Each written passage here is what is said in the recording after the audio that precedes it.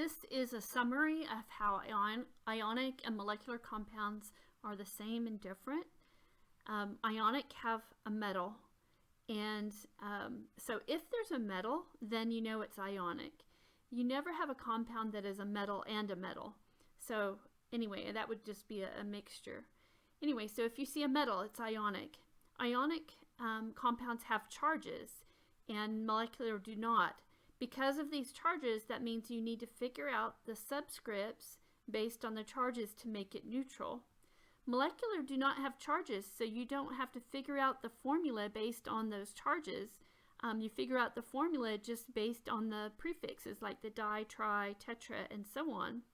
So no prefixes for the ionic, but of course you need them for molecular. We don't use mono. They all end in "ide," except for if you have a polyatomic ion that ends in "ate" or "ite." As I go through these, I strongly suggest that you write down the name and see if you can come up with the formula before me and then check yours, because you do not learn this by, nobody learns this by just watching me. You need to try it and then get feedback. Try it again, get feedback, and so on. So anyway, I'm going to start going through these. The first thing you should decide is if they're ionic or covalent. I can just check the first one because if it has a metal, the metal will be first. Iron is a metal, so I know this is ionic. And if I check, I'll see that there's a non-metal here. Okay, so it's ionic. That means I need to look up the charges and figure out how to make it neutral. So iron, it doesn't have a trend on the periodic table. That's why I have this.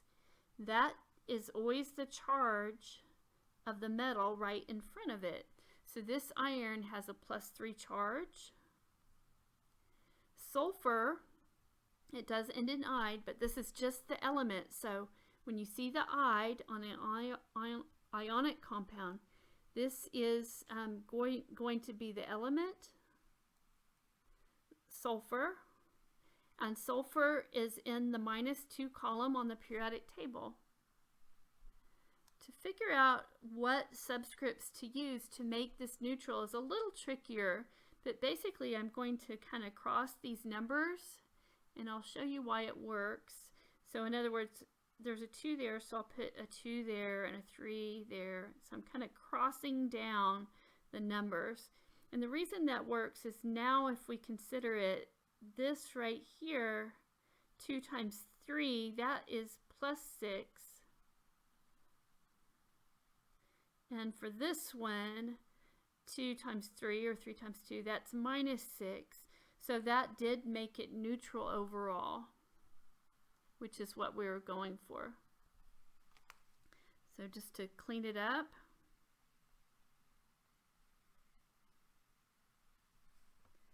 Let's try another one.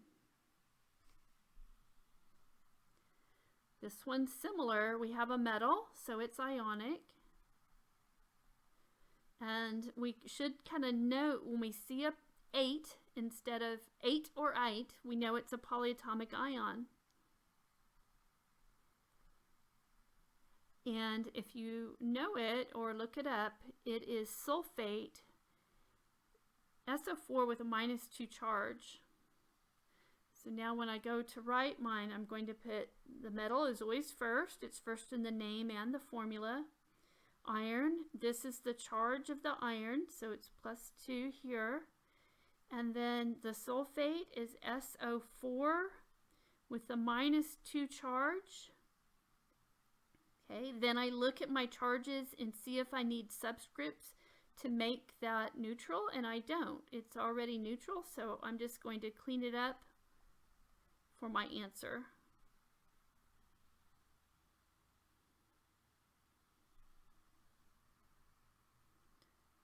Next one, nitrogen. That's a non-metal. If I had a metal, it would be first, so I know that these are both non-metals. So this is a covalent compound. We also call that molecular. That means that I don't look up charges because this nitrogen does not have a charge. This oxygen does not have a charge. What I do is I use prefixes to see how many.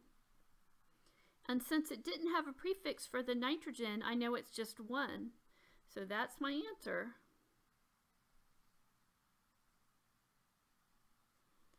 Aluminum hydroxide. Aluminum is a metal, and hydroxide is a polyatomic ion. So this is ionic. I put my symbols, aluminum. Aluminum is in the +3 column of the periodic table. Hydroxide is a polyatomic ion, off the chart. It has a -1 charge. So I can tell that I need 3 of these to make it neutral. And of course I can't just put a 3 like that, because it won't, then it would have 3 hydrogens and not oxygens. Think of this as being, 1 unit, and I need 3 of the whole thing. And actually what I use is parentheses. So let me clean this up.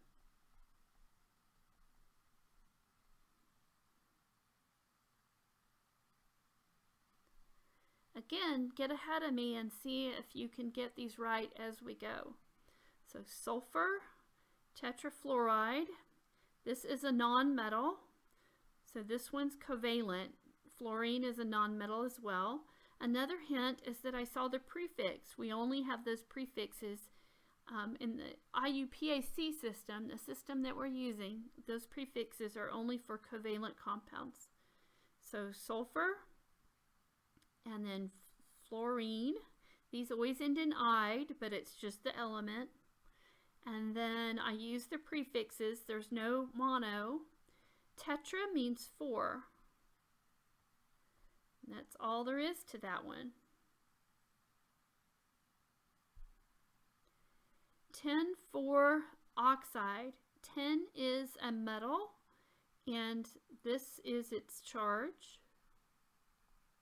It's always a positive charge. The metals are always the positive charge. The positive ion is always first.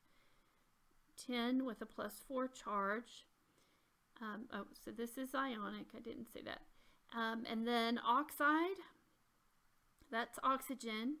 I need to look on the periodic table and see what charge it normally forms.